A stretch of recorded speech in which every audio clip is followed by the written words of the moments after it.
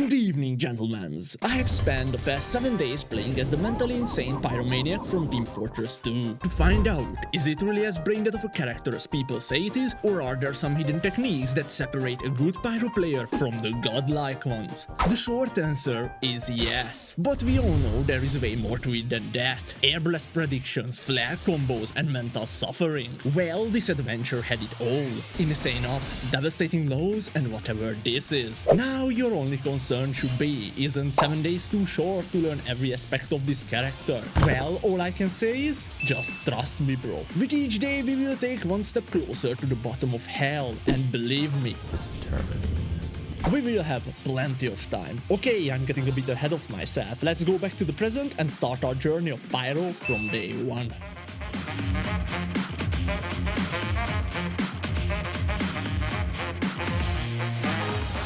Day 1 started off with me equipping the standard Pyro loadout, because no matter how good the unlocks are for a certain class, the best way to learn the basics of the character is to play with the stock loadout. And you have probably learned by now that I like to go a little bit overboard with the weapons, so we have an Australian professional killstreak flamethrower with strange parts. Trust me, it will make sense by the end of the video why this was a necessary purchase. Anyway, let's get familiar with our weaponry. Our main source of damage is the flamethrower that, you guessed it, can set people on fire, dealing decent amount of damage with a very complicated mechanic that is key to becoming a great pyro. So, let's learn it. The flamethrower spits out 33 flame particles in a narrow area every second in exchange for 12.5 ammunition. These particles can damage an enemy every 0.075 seconds, and they can also age, making them less effective at dealing damage. The fresh ones deal 6.5 damage, while the older ones only do 50% of that. But on the other hand, there is also second scaling affected by how long you have been fighting for. If you have been constantly damaging a character with fire for more than 0.9 seconds, those numbers double until he is no longer in contact with any flame particles. It sounds a little bit complicated, but basically the closer you are and the longer you fight for, the more damage you deal. But what if you don't want to fight anymore? Well, press mouse button 2. This will create an air compression wave that sends enemies away from you and can also reflect projectiles. The reflected projectiles will be mini-critted, so be careful when you fight near them. They can hurt you just as bad as they can the opposition. This air blast mechanic can also be used to save your teammates from afterburn and gain 20 HP. And if we are at the afterburn part, your flamethrower also applies that too. It lasts for 4 to 10 seconds and deals 8 damage every second, creating a perfect opportunity to whip out your secondary, the shotgun, and nicely pepper up your retreating victims. Yeah, there is not much to say about this weapon. It's a shotgun, and in most cases you can actually achieve higher DPS if you use this instead of the flamethrower, after you set your enemies on fire, of course. You also have a melee weapon, but really, do you think you will need a third option for close quarters combat? Yeah, I don't think so either. Okay, I feel like I've talked enough numbers for now. Let's jump into a game and put our theories to the test. Our first match took us to Badwater, of course. And it went as expected. My combat mechanics were questionable at best. Air blast timings were non-existent, and I had no idea how to deal with sentries, so this resulted in a rather impressive 1:7 KD ratio when we lost.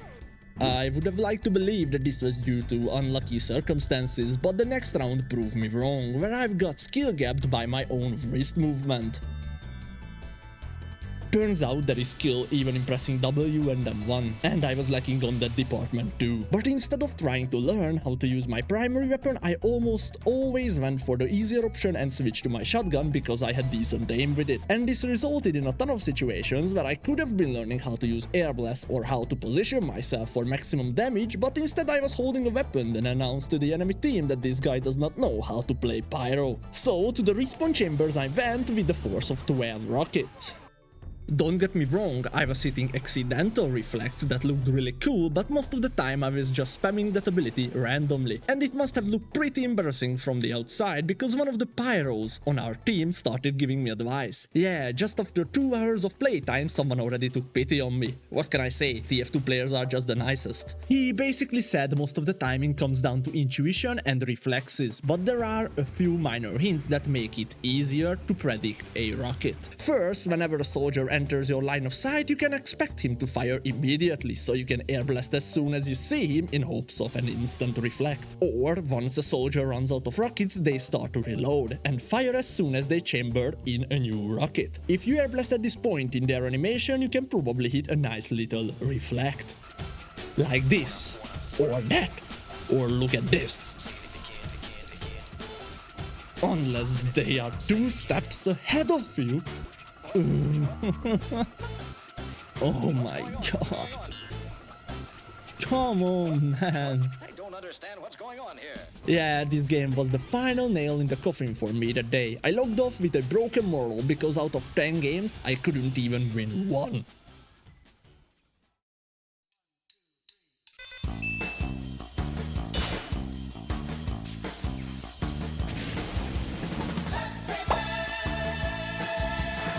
Day 2 started off with me pondering a little bit. What if I've tried playing Pyro the wrong way? What if he's not an offense class but a support? Throughout most of day 1, I've neglected my team, so for day 2, I've tried to change that. I have equipped the home record that lets me remove sappers from friendly engineer buildings, and tried to play around the nests they have built, constantly spy checking, deflecting rockets, and keeping Uber combos away from them. Surprise, surprise, this tactic was actually effective at finally winning me a couple of games. I did not die as much as I did on day 1, but also I did not engage in as much combat as I did on day 1. This made me feel a bit useless, to be honest, like I was not contributing enough to the team. I was constantly at the bottom of the scoreboard, I did not rack up high kill streaks, and all in all I felt like I was not doing much, but trust me, I was. Let this be a life lesson for everyone watching. Just because you can see the fruits of your work immediately does not mean they are not there. Yeah, I did not kill a lot of spies when I was guarding the sentry nests because after the first time they died, my sheer presence was enough to scare them away. The problem was still there, but I've solved it without realizing. And as soon as I've left to do something productive, the problem returned. I know this sounds a bit stupid, but I did not realize this until I watched back the footage for the editing of this video, because sometimes you and others can only appreciate you once you are not there to give them what they took for granted. Okay, this got a little too motivational for a Team Fortress 2 video, but this was day 2 for me, guarding sentry bases and feeling shit about myself for not doing much.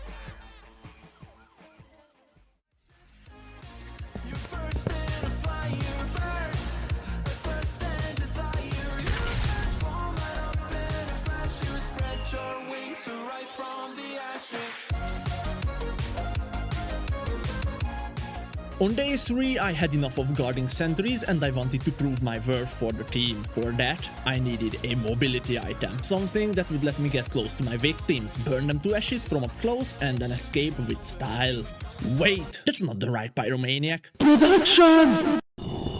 Oh wait, I'm the production guy. Whoops. Anyway, the item we need is the detonator. I know most of you thought about the jetpack, but hear me out. The detonator lets you do rocket jump like stunts and gets you in and out of trouble much faster than the jetpack can. And if you need a longer type of ride, just hitchhike a rocket or I don't know. Use whatever suits you more. I just like the detonator because it lets me harass snipers on the other side of the map as well as lets me chase down spies, who actually remember that Spy has a gun. You suck.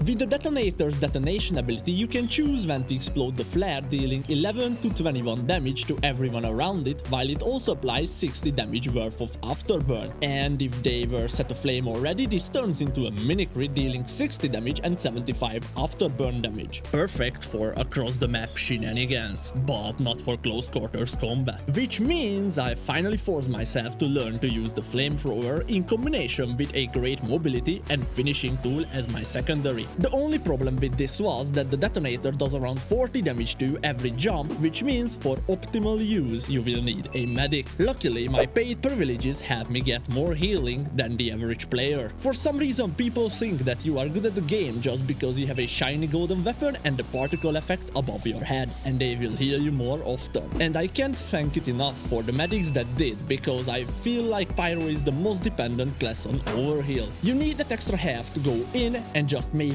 get out in one piece. Unless they have a heavy, because you will be powerless against that. His damage output is simply too much for you.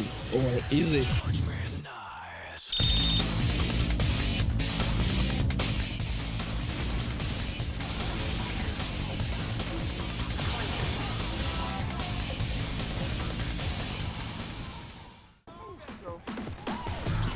On day 4, I have decided to change up my loadout completely. Gone the days of the Pyro that protects his team, helps remove sappers and pushes away uber combos, because you don't have to worry about those if they can build it up in the first place. Meet Combo Pyro. We have changed our primary to the Degreaser, a flamethrower that lets us switch to it 66% faster and away from it 33% faster. It does take more ammo for air blasts and deals less afterburn damage, but you will see in just a second why that's not a problem. We will just use this weapon to set our target to flame and then quickly switch over to our flare gun. That deals a critical strike of 90 damage to everyone who is set on fire.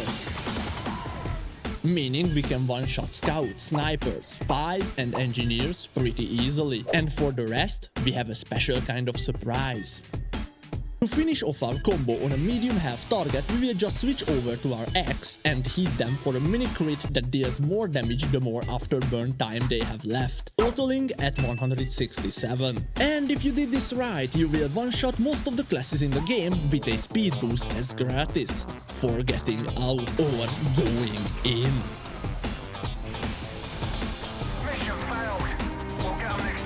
TLDR, this is the limit tester loadout for Pyro. You can be mobile, heavy hitting and snipe people from across the map. In short, stung like a bee, but play a bit too aggressively and you will get squashed like one. It's all about that balance to know when to go in and when to get the fuck out. If you do it right, you will find great success.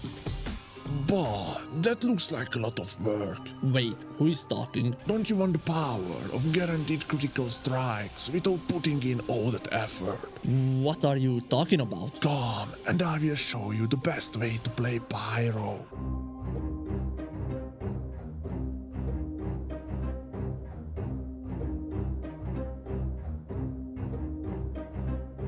Day 6 marks the passing point of no return in our journey. We have made the cardinal sin of every Pyro player, equipping the Phlogistonator, in combination with the Scorch Shot and the Power Jack. Although we could still go one ring lower in Pyro Hell, but for that we would need a $10,000 suit. And no matter how insane people think I am not that mentally unstable yet. Anyway, let's take a look at the new weapons we are working with. The Phlogi gives us the ability to build up oomph by dealing damage. Once the meter is full, you can activate the charge, making you invulnerable while you taunt, and then granting you several seconds of guaranteed critical hits, in exchange for your air blast ability, making you one of the deadliest forces the enemy team has ever faced, as long as you can build up your oomph. But how are you going to do that easily? Well, that is what our secondary is for, the Scorch Shot. Do you find it hard to hit players with projectiles? Do you want to play soldier but more annoyingly? Well, the Scorch Shot is for you. This flare gun does not require perfect aim. It will set people aflame around the impact point of the flare. And if they stay there for one more second, it will even create a mini crit explosion, making it one of the most annoying weapons in the entire game. And it also lets you build up your oomph meter pretty quickly. Once filled, using the speed boost from your power jack, you can try to get into a flank position. For this part, you have to be sneaky, slippery like a snake, and attack at the moment when they least expect it. Snake, are you okay? Colonel, I'm trying to sneak around, but I'm dummy thick, and the clap of my ass cheeks keeps alerting the guards. I said when they least expect it. Just keep in mind, once you turn your crit effect on, you will be the primary focus of the enemy team. But that's not as bad as you would like to think it is, because this creates a window for your spies to finally make a move. Excellent. This tactic will not always work though. Once a team caught up to what you are doing, you would be better off just switching to another loadout. Sorry kid, once you join the dark side, there's no going back.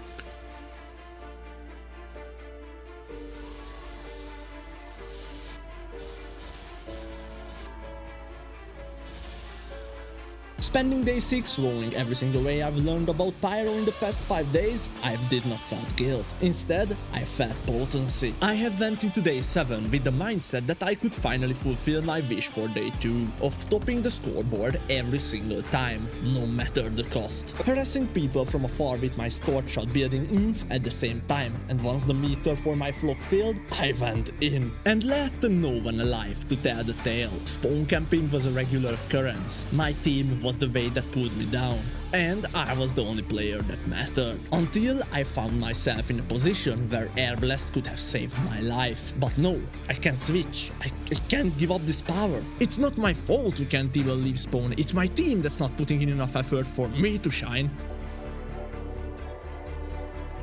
And with this raging fire building up inside me, I realized I have long left the path of a great Pyro player. I'm a husk of my former self. All those kind people that helped me along the journey would probably turn away in disgust after seeing what I've become. Let's face it, there is no going back. But the road forward seems even worse.